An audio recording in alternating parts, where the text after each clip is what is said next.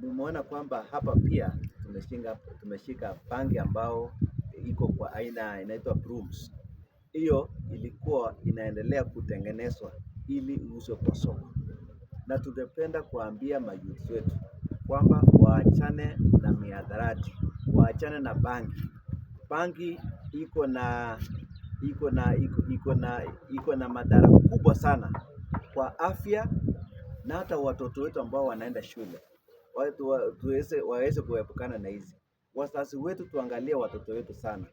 Hapa mumeona kwa hii soko tumeshika bangi, kwa hii soko again tumeshika hizi makompyuta hizi, na ile filamu ambayo ilikuwa inaonyeshwa kwa hiyo duka ni filamu chafu aina ya pornography.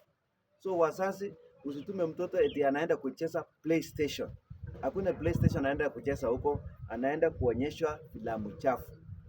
Na hiyo ndio inaangusha maadili mema katika jamii zetu. Kwa hivyo wazazi, tuchunge watoto wetu.